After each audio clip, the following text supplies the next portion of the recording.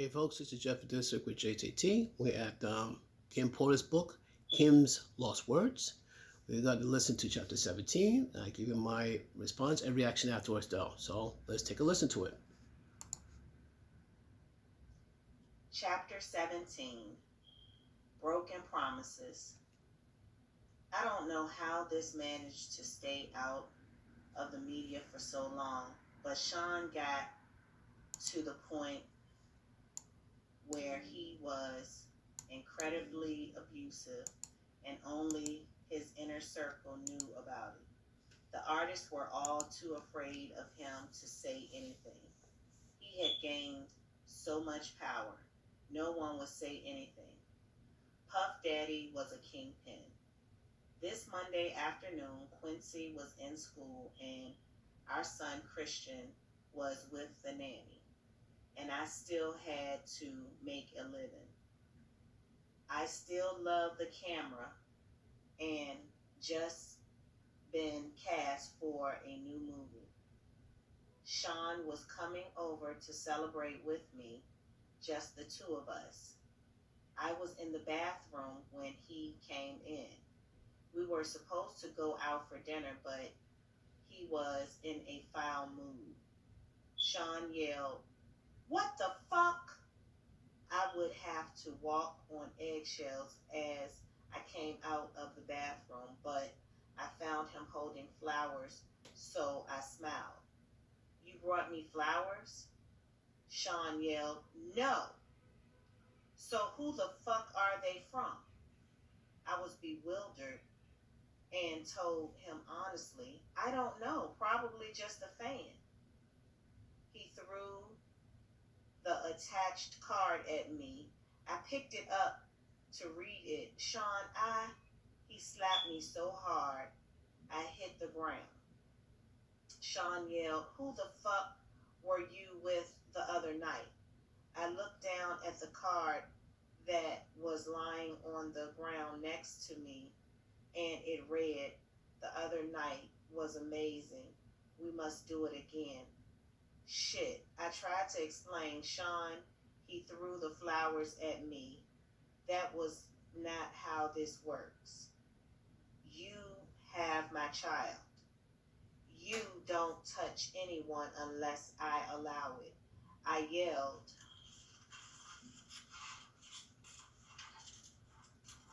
back. It was just coffee with the producer. It was nothing. He glared at me and asked, "Who the fuck is this producer?" I was trying to desperately calm him down as I responded, "From the movie, babe. Calm down." He picked up my coffee mug and slammed it against the wall. Coffee flew everywhere as he yelled, "Who the fuck this nigga think he is?" "Sean, he's just some producer. We talked about the role and me maybe starring in another movie that he wants to produce. I swear that's it, Sean." Sean exploded even more. He wants to put the movie on my fucking family at the top of his lungs. My fucking family. He flipped the table over, breaking it. It was a heavy table, but Sean is stronger than he looks. I pleaded with him, "Sean, please." He yelled at me, "What?" I tried my best to calm him down. He probably didn't know I didn't come up. "You're publicly dating someone else." So he screamed at me, and it somehow seemed even more intense. "So you didn't tell him back off?" "Sean, I didn't." And then, out of nowhere, he hit me with a chair. I don't remember anything after that until I woke up in a hospital room. My arm in a cast, hanging from a sling. My face hurt. My elbow was in immense pain, as was my lip. As I came to, the first face I saw was of the man that put me here. Sean asked with concern in his voice. How are you feeling? I responded, stay away from me. I'm sorry. I don't know what came over me. Save it for the lawyers. Stay away from me. We were in a private hospital room and no one would hear me. I could scream like my life depended on it, but it wouldn't matter. If I did ring for assistance, I wouldn't get any. He kept going. I was so jealous. You know how I am. You have. He took hold of my left arm, the one that was not slung up in a cast. You have our beautiful son, our family. It's just at the point I had enough. The one you slutted out right before giving birth. Are you fucking shitting me? Stay away from me. Don't come near me or my kids. He continued to plead. I'm sorry, baby, I promise. I'll never put my hands on you again, I swear. I've heard this song one too many times. I spoke through gritted teeth.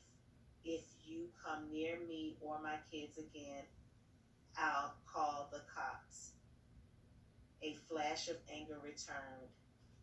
You would use my kids to threaten me? But then he caught himself. I understand you're angry. I glared at him as I cut him off. I'm serious, Sean. He spoke blandly, with no energy.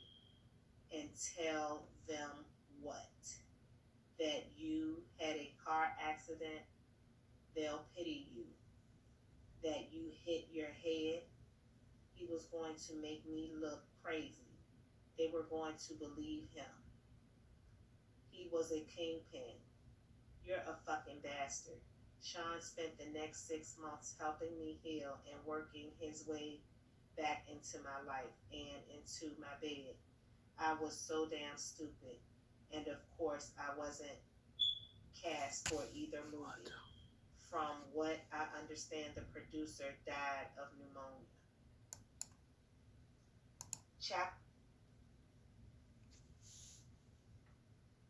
Keep that in mind. While she was recovering, thanks to the same person who put her in the hospital, that same producer passed away from pneumonia. I'm going to look and see the possible ways how someone could use pneumonia as a weapon. I don't think like I said, I had walking pneumonia, and it's like the regular walking pneumonia put me off my feet for a couple of months, and it's not fun for to have. You have a hard time breathing. You thought your first breath would be your last breath. You're coughing like for 20 plus hours at a time. I barely slept. It leaves you pretty much, bedridden somewhat, but couch-ridden because you have little to no energy because you got no oxygen in your body. But tell us what Sean Combs did to her according to the book. Classic abuse case. Some people say the book is fake, but it came from a flash drive, so there gotta be truth to it. There's gotta be truth to it. Plain and simple. But folks, from what I heard, what do you think? Let me know in the comments down below. Peace.